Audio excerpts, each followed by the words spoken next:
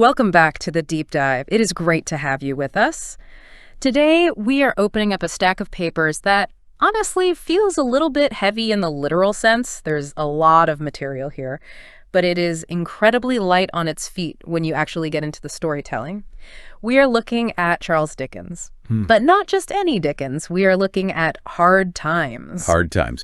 It is often cited as the shortest of his novels, I believe, but arguably the one that packs the hardest punch per page.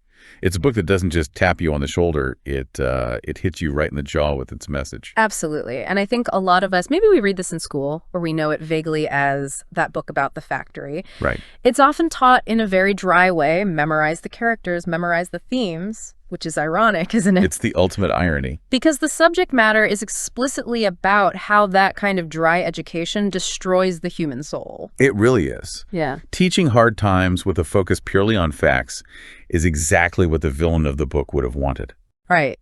But looking at these sources we have today, and it is a fascinating stack. We've got literary analysis from Prestwick House, character breakdowns from SparkNotes and Course Hero, The usual suspects, yeah. and also academic papers on this concept of heart versus head from the Rupp-Katha Journal, and this is the really cool part, actual historical records of the Preston Strike of 1853. And when you put all that together, it becomes clear this isn't just a story, it's a manifesto. It really is. It falls into a category that critics call a Condition of England novel, and that is a specific genre label from the mid-19th century.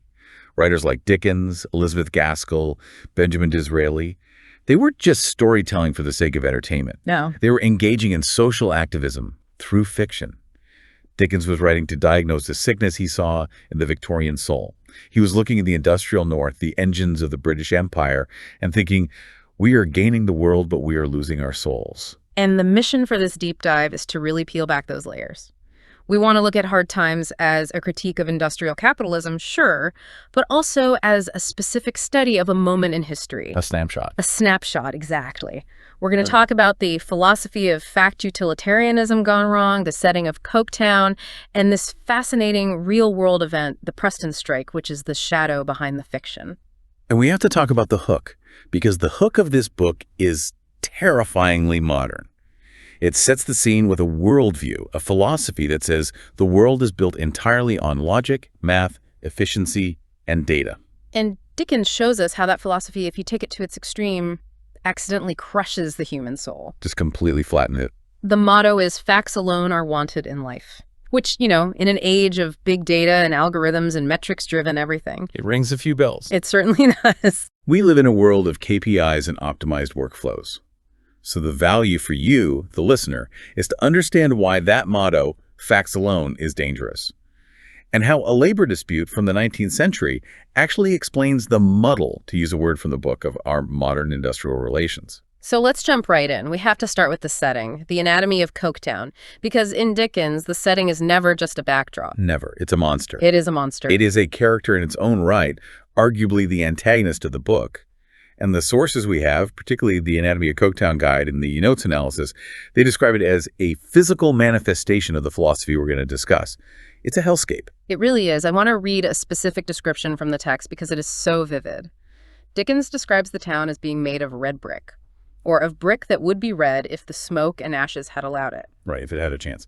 But as matters stood, it was a town of unnatural red and black like the painted face of a savage. That image is so striking. The painted face of a savage. You have to unpack that. Dickens is writing at the height of the Victorian era, a time of immense pride in civilization and progress. Oh, absolutely. The peak. The Victorians thought they were the pinnacle of human development because they had steam engines and factories. But by using the word savage, Dickens is flipping that on its head. He is suggesting that for all this talk of civilization and industrial advancement, there's something primal, brutal, and chaotic underneath it. Like it's a regression, not progress at all. Exactly. It's not civilized. It's a jungle of machinery. It suggests that industrialization, far from refining humanity, has actually reverted it to something dangerous and tribal. It's a painted face. It's a mask of war. And the smoke. He describes interminable serpents of smoke that trailed themselves forever and ever and never got uncoiled. That snake imagery is, it's biblical, of course. It's the Garden of Eden. But the snake has won. It's the fall of man happening in real time. But look at the physics of it, too. Never uncoiled. It's physically suffocating. These serpents are always there, hovering over the town, choking the life out of the sky. You can almost feel it in your lungs when you read it. You can. It implies a sin that can never be washed away. The pollution isn't just dirty, it's moral corruption made visible. And then you have the river. The text says the river ran purple with ill-smelling dye. Which is a reality of the textile industry. Dyes were toxic and vibrant, and they were dumped straight into the water sources. But in the book, metaphorically, it feels like the blood of the town has been corrupted. It's poisoned. It's a bruised, battered landscape. It's unnatural. Water should be clear. Here it's purple and stinking. Every part of the natural world has been perverted. There's also this incredible auditory description, the sound and the motion of the place. Dickens describes the steam engine's pistons, and he doesn't just say they moved up and down. He says they moved monotonously up and down like the head of an elephant in a state of melancholy madness. Melancholy madness. Yes. That is such a heavy, tragic phrase. Imagine an elephant, a creature of nature, of memory, of deep intelligence, trapped, chained, and forced to just nod its head up and down forever. It's heartbreaking. It's the perfect metaphor for the industrial worker, but also for the machinery itself. It's powerful, enormous, but it's insane. It has lost its purpose other than repetitive motion. It captures the sheer boredom and psychological toll of factory work. It's strength without soul. And it speaks to the uniformity, doesn't it? Yeah. The source mentions that in Coketown, the jail, the hospital, and the school all look exactly the same. Exactly. It's pure utility. If you stood in front of a building in Coketown, you wouldn't know if you were about to be educated, healed, or imprisoned. And his point is, Let's go right what's there. the difference? What is the difference? And Dickens is pointing out that under this specific type of industrial capitalism, utilitarianism gone wrong, those experiences are all the same. They're all just processing humans through a system. There is no beauty. Nature was, as the text says, strongly bricked out. Bricked out. I love that phrasing. It's so aggressive. It is. Like they built a fortress specifically to keep the trees and the fresh air away. Now, we know that Coketown isn't a real place on a map, but it is a stand-in for real places. Yes, specifically Preston. The sources highlight this repeatedly. Dickens visited Preston in January 1854, right before he started writing Hard Times. Preston was a massive industrial hub in Lancashire, and he saw this psychological impact firsthand. It wasn't just physical dirt. No, it wasn't just the air was dirty, it was that the imagination was being suffocated. The psychological weight of living in a place where every day is the same as yesterday and tomorrow, and where the environment itself is hostile to human life. It grinds you down. Which brings us to the man who's doing the suffocating, the architect of this mindset, Mr. Thomas Gradgrind. The man of facts. Let's unpack him, because he is such a caricature, but also so recognizable. The text describes him as having a square coat, square legs, square shoulders. A square finger, I think, that he jabs at people. Yes, he's essentially a geometric shape in a human suit. He is. He's a block. He's a man of facts and calculations. He carries a rule and a pair of scales and the multiplication table in his pocket. He believes that human nature is something you can measure, weigh, and calculate. He literally says he can weigh a parcel of human nature and tell you what it comes to. Right, in pounds and pence. If it doesn't fit on a spreadsheet, it doesn't exist. Precisely. And there is this one textual detail from the Prestwick House source that I find both hilarious and disturbing. Dickens describes his eyes as finding commodious cellarage in two dark caves overshadowed by his forehead. Commodious cellarage. Like his eye sockets are storage units. Yes. Storage units for hard facts. He's not looking at the world with wonder or appreciation. He's storing data about the world in these dark caves. It creates this image of a man who is hollowed out, filled only with dry information. His head is a warehouse. There's no light in there. And we see this philosophy in action immediately. The famous classroom scene. This is the critique of education. It is the murder of the innocents, as Dickens calls the chapter, an incredibly strong title. And we have two students who represent the two opposing forces of the novel, Sissy Jupe and Bitzer. So let's look at Sissy first. Dickens calls her girl number 20. Which is telling in itself, isn't it? She's not a name, she's a number. Sissy is the daughter of a circus clown. She grew up around horses, she knows what a horse smells like, how it moves, how to care for it. She has lived experience. Tactile knowledge. Yes, exactly. But when Gradgrind asked her to define a horse, she can't do it. She's speechless, she's flustered. Because she has the experience, but not the technical data. She has the heart knowledge, not the head knowledge. Right. And then Gradgrind turns to Bitzer, the model student, the pale, cold boy who has absorbed the system perfectly, and Bitzer defines a horse. I have the quote here, and it's just so sterile. Quadruped, graminivorous, 40 teeth, namely 24 grinders, 4 eye teeth, and 12 incisive. It's lifeless. It's technically correct, it is a fact, but it completely misses the essence of what a horse is. The spirit of it. You can't ride a definition, you can't love a definition.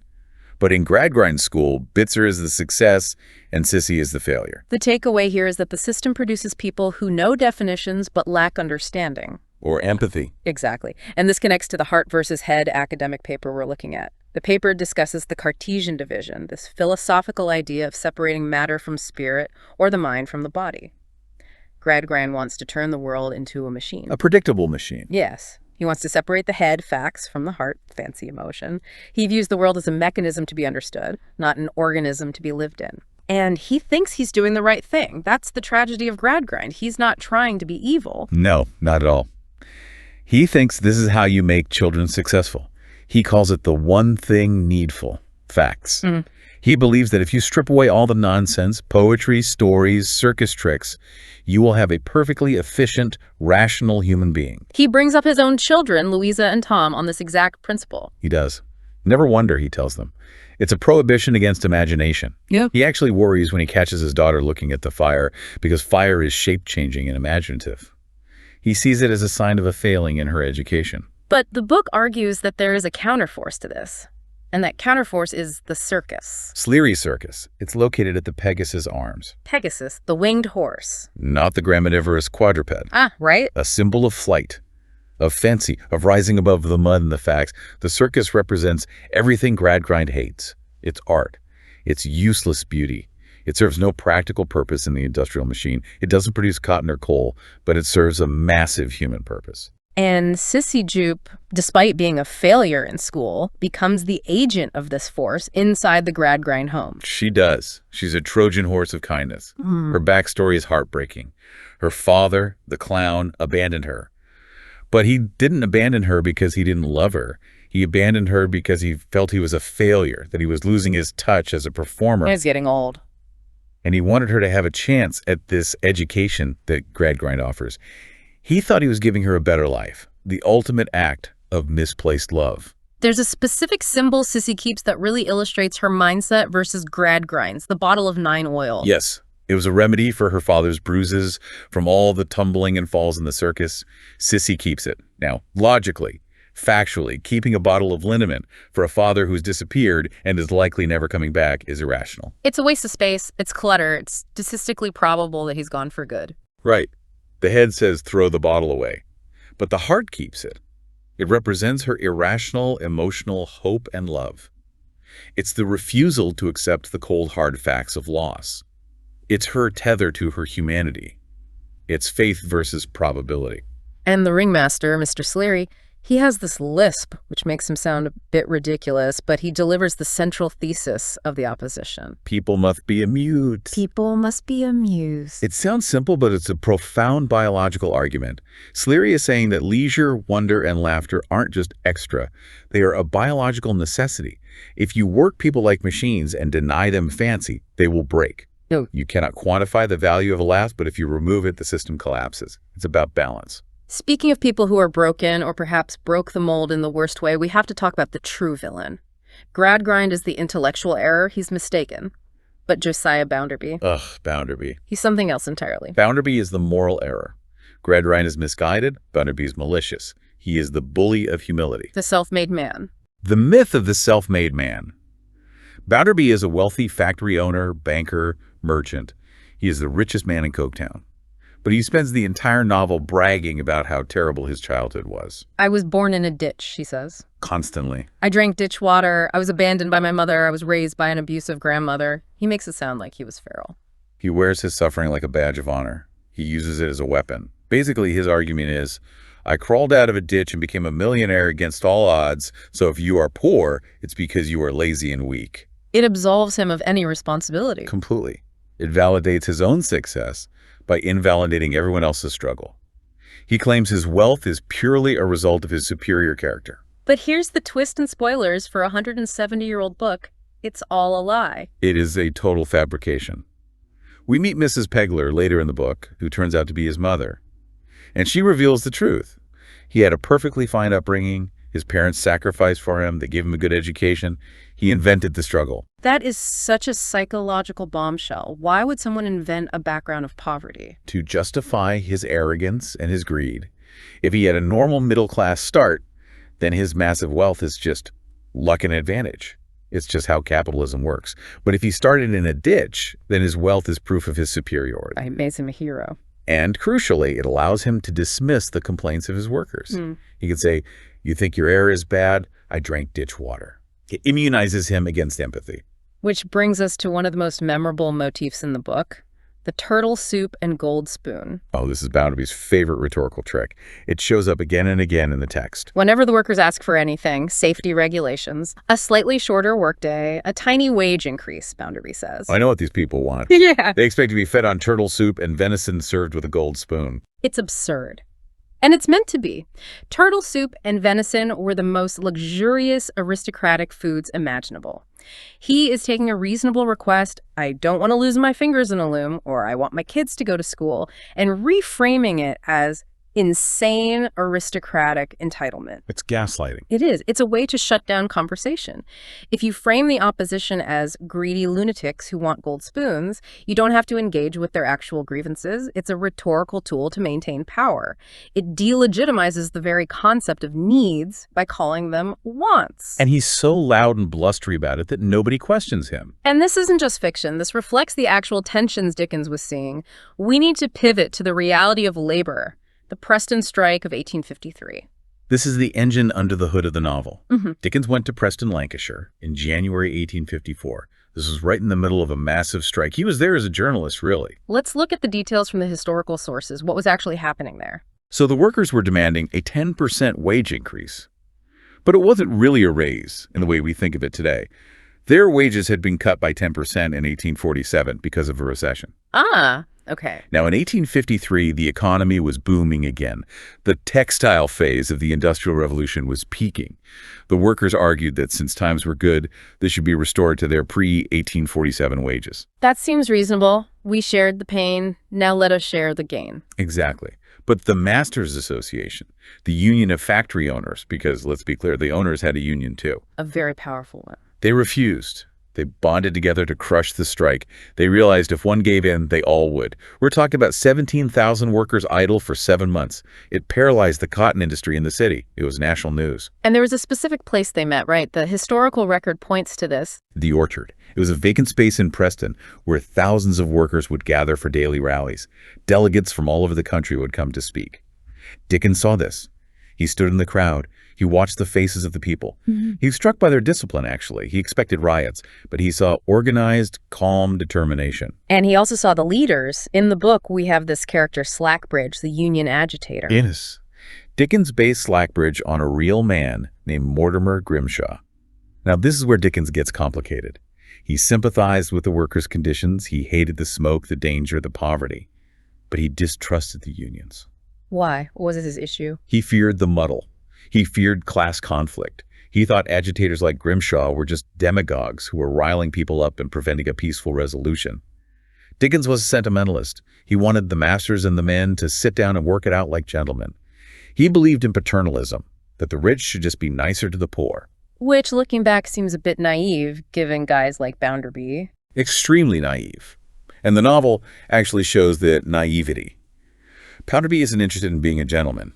But in the real strike, the owners played dirty. They brought in knobsticks. Knobsticks, it's a great word. It was the slang for strikebreakers or scabs, often Irish immigrants who were desperate for work. This caused immense tension.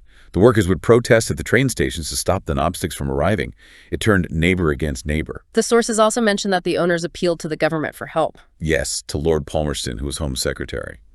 When some workers invaded a hotel in Blackburn looking for owners, the owners got the military sent in. But when the workers asked Lord Palmerston for mediation, he refused and told them to just accept the terms of the market. It was a rigged game. The state was on the side of the owners. And ultimately, the strike failed. It did. The workers were starved out. After 7 months, they had to go back. They returned to work at the old wages.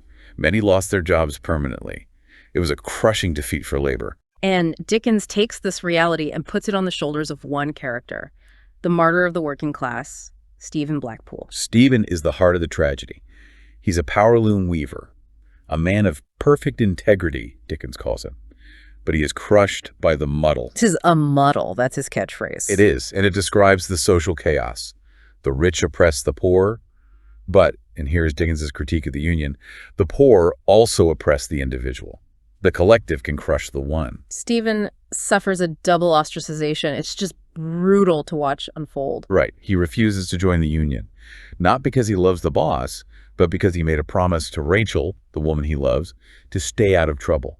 He sees the anger and violence and wants no part of it. So the workers shun him. They silence him. He becomes a pariah in his own community. So he's cast out by his own people. Then Bounderby calls him in. Bounderby thinks, aha, he won't join the Union. He must be on my side. He has Stephen to spy on the Union, to be an informant. And Stephen, being a man of integrity, refuses. Exactly. He says, I cannot betray my fellows. He won't join them, but he won't betray them. So Bounderby fires him. It's devastating. He is an honest man who is destroyed because he won't fit into a group. The Union hates him because he's an individual. The owner hates him because he has a conscience. He is crushed by both sides of the industrial machine. And on top of that, as if that weren't enough, he is a victim of the law, the divorce laws. This is a major subplot, and it's so important. Stephen is married, but his wife is. Well, the text describes her as a degenerate alcoholic who sells their furniture for drink. She appears and disappears, wrecking his life. And he loves another woman, Rachel, who is everything his wife is not. He wants to marry Rachel. So he goes to Bounderby, his boss, and asks, how can I get free of this woman? And Bounderby gives him the cold, hard facts. He says, essentially, there is a law, you can get a divorce, but first you have to go to the ecclesiastical courts. Then you have to get an act of parliament. It will cost thousands of pounds. A working man's entire life savings, probably 10 times over. And Stephen says, but I have no money. And Bounderby replies with one of the cruelest lines in the book. There is a law, but it's not for you. Chilling. Dickens is fiercely attacking the hypocrisy of the legal system. Laws in Coketown exist only for those who can buy them. For the poor, the law is just another wall. It emphasizes that Stephen is trapped not just by his job, but by the state. Justice is a luxury good. So Stephen is trapped in a bad marriage and a bad job, and eventually, no job. It's bleak. It is. But the tragedy isn't limited to the poor. The philosophy of fact destroys the rich, too. We have to talk about the Gradgrind children, Louisa and Tom. Louisa, the metallurgical Louisa. That's a strange description, isn't it? Yeah. Metallurgical. It suggests she's been hardened, tempered in a furnace. But there is a fire inside her. The fire imagery is constant with Louisa. She's always staring into the fireplace. Because it's the only place she can see fancy. The fire changes shape. It's unpredictable. It represents the passions and imagination she is forbidden to express. Her father tells her to never wonder.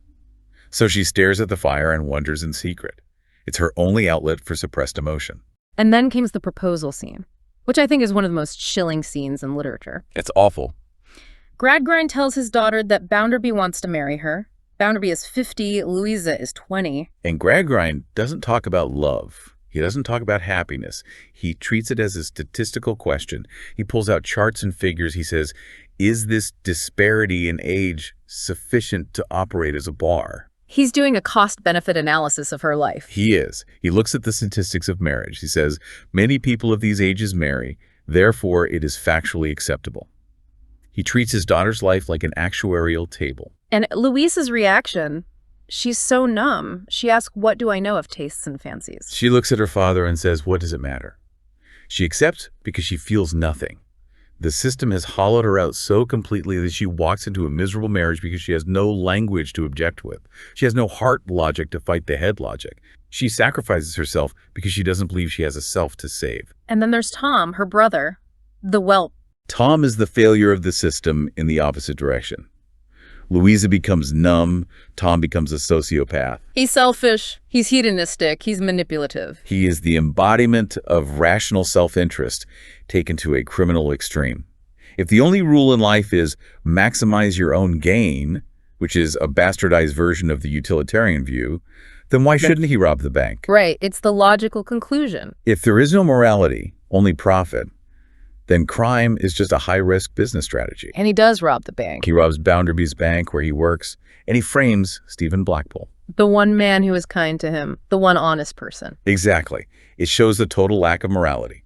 Facts without morality lead to criminal self-interest. Bitzer is the successful version of this. He's cold but legal. Tom is the failed version. He's cold and illegal, but they are both fruits of the same tree. So the stage is set for the crash. We have the unhappy marriage, the framed worker, the thief's son, and the catalyst for the explosion is a character named James Harthouse. James Harthouse, the bored aristocrat. He's not a fact man like Gradgrind. He's a cynic. He represents a different kind of emptiness ennui. He's just bored with life. So he comes to Coketown because he has nothing better to do, and he decides to seduce Louisa because, well, why not? It passes the time. He's the devil finding work for idle hands. He sees that she is vulnerable. He sees that she is trapped in a marriage with the boorish Bounderby. And he plays the part of the romantic hero. But he doesn't really love her. Not at all. It's a game. However, for Louisa, it's the first time anyone has paid attention to her emotions. It wakes her up. It puts fuel on that fire she's been watching. And watching all of this is Mrs. Sparsit. Oh, Mrs. Sparsit, Bounderby's housekeeper. The bank dragon. She is an aristocrat, fallen on hard times, hence the title relevance again. She hates Louisa. She spies on her. The staircase imagery. Yes, Mrs. Sparsit imagines Louisa walking down a long, dark staircase into a pit, the pit of adultery and ruin. And she just watches, hoping Louisa will fall. It's that surveillance theme again. Everyone in Coketown is watching everyone else, judging them. So Louisa finally breaks. She runs away, but, and this is key, she doesn't run to Harthouse. No, she runs to her father. This is the climax of the heart versus head conflict. She bursts into Gradgrind's study and collapses. She cries out, "Father, you have brought me to this. Save me by some other means." By some other means, she is telling him, your facts failed. Your statistics failed. I am broken. Fix me with something else. I need something you never taught me. And this is Gradgrind's moment of reckoning. It is. Seeing his daughter, whom he loves, he's not a monster, he loves her. Seeing her destroyed by his philosophy shatters him. The text says he feels like, the ground on which I stand has ceased to be solid under my feet. Wow. He realizes that the head is not all sufficient. He has to abandon his entire worldview to save his child. So the system crumbles, and now we move to the resolution. The garnering, reaping what has been sown. Let's look at the fates of the characters. Let's start with Stephen, the tragedy. He tries to return to Coketown to clear his name, but on the way, he falls into the old hell shaft. An abandoned coal pit. The symbolism is heavy. The industrial earth swallows him whole. The earth that has been mined and abused by industry claims its victim. He's found by Rachel and Sissy, and as he dies, he sees a star. The star. He says the star shines on him with pain and trouble, but it also represents peace. It represents the clarity he couldn't find in the muddle. He dies a martyr, he clears his name, but the system killed him. He is the human sacrifice to Coketown.